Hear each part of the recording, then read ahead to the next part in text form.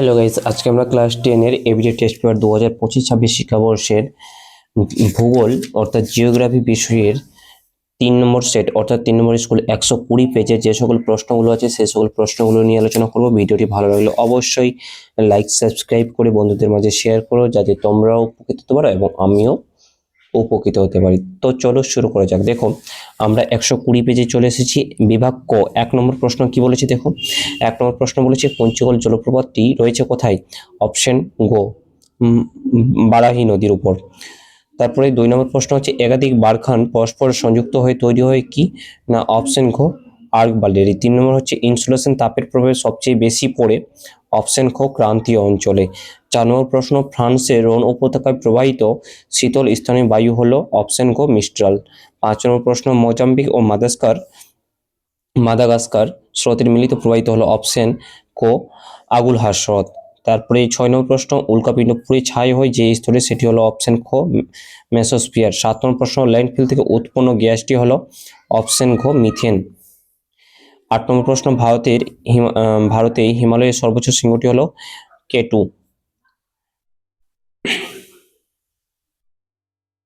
এটা K2 হবে না, কাঞ্চনজঙ্ঘা হবে, অপশন ঘ।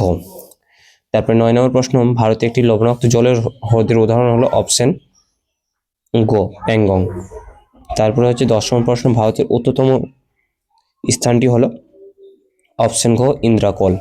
11 নম্বর প্রশ্ন নদীর ওপর হীরাকুদ বাঁধ গড়ে উঠছে সেটি হলো অপশন খ মহানদী। 12 নম্বর প্রশ্ন ভারতের পশ্চিম উপকূলের বৃহত্তম বন্দর হলো অপশন খ মুম্বাই। 13 নম্বর প্রশ্ন দক্ষিণ ভারতের বাজরার অপর নাম কি? অপশন গ চোলাম। 14 নম্বর প্রশ্ন ভারত থেকে প্রেরিত কৃত্রিম উপগ্রহ হলো অপশন গ IRS। তারপরে বিভাগ খ দেখো শুদ্ধ অশুদ্ধ। 1 নম্বর প্রশ্ন ভাগীরথী ও অলকনন্দা নদীর মিলনস্থল হলো রুদ্রপ্রয়াগ, এটা হচ্ছে অশুদ্ধ। 2 নম্বর প্রশ্ন হচ্ছে ভূমধ্যসাগরীয় অঞ্চলে বেশি বৃষ্টিপাত গ্রীষ্মকালে হয়, এটাও অশুদ্ধ। 3 নম্বর প্রশ্ন নিরক্ষীয় অঞ্চলে সমুদ্রের জলে লবণতা সর্বাধিক, এটাও অশুদ্ধ। 4 নম্বর প্রশ্ন ভারত জল দূষণে প্রধান ও গুরুত্বপূর্ণ ভূমিকা নেই, এটা ঠিক। তারপরে 5 নম্বর প্রশ্ন ভারতে প্রায় 60% মানুষ প্রাথমিক কর্মকাণ্ডের সঙ্গে যুক্ত, এটাও ঠিক। 6 নম্বর প্রশ্ন মুম্বাইতে ভারতের বৃহত্তম মোটর গাড়ি নির্মাণ কেন্দ্র গড়ে উঠেছে, এটা হবে গুরগাঁও, এটা হচ্ছে ভুল। তারপরে 7 নম্বর প্রশ্ন ট্রপোগ্রাফিক্যাল মানচিত্র RF মানে হলো সংরক্ষিত ভূমি বনভূমি, এটা ভুল। তারপরে উপযুক্ত শূন্যস্থান পূরণ করতে বলেছে। দ্য ল্যান্ড অফ ফজর্স বলা হয় কাকে? না নরওয়েকে বলা হয়। 2 নম্বর প্রশ্ন শীতকালে জলীয় বাষ্প ঘনীভূত হয়ে ধূলিকণার সঙ্গে মিশে কি তৈরি হয় আমার? ধোঁয়াশা। কি তৈরি হয়?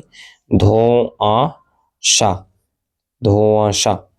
তারপর হচ্ছে 3 নম্বর প্রশ্ন মৌসুমী স্রোত দেশ মহাসাগরে দেখা যায়, এটা হবে ভারত মহাসাগরে দেখা যায়।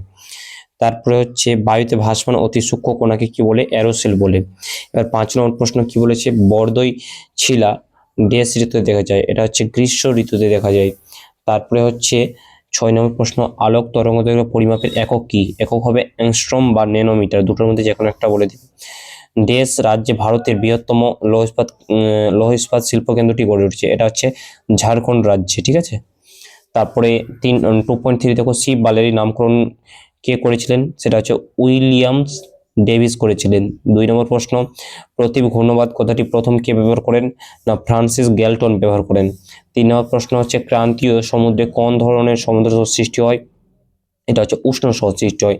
4 নম্বর প্রশ্ন ফ্লাই অ্যাশ কি? ফ্লাই অ্যাশ হলো কয়লা পোড়ানোর ফলে উৎপন্ন সূক্ষ্ম ছাইকে বলা হয় ফ্লাই অ্যাশ। 5 নম্বর প্রশ্ন ভারতের একমাত্র রাষ্ট্রায়ত্ত বিমান সংস্থার নাম কি? Air India. তারপরে 6 নম্বর প্রশ্ন গাঙ্গেয় সমভূমির পশ্চিম দিকে ছোট বালিয়াড়িগুলিকে কি বলে? ধ্রিয়ান বলা হয়। 7 নম্বর প্রশ্ন কোন বায়ুপ্রবাহ দ্য ডক্টরস উইন্ড নামে পরিচিত? এটা হবে হারমাট্টন। তারপর 2.4 দেখো বাম স্তম্ভের সঙ্গে ডান স্তম্ভ হলো চিকমালুর থেকে কি হবে? 4 নম্বর কপি গবেষণা কেন্দ্র। মালনাথ থেকে কি হবে? মালনাথ থেকে হবে পাহাড়ি অঞ্চল। দিল্লি থেকে কি হবে? দিল্লি থেকে হবে সেইল।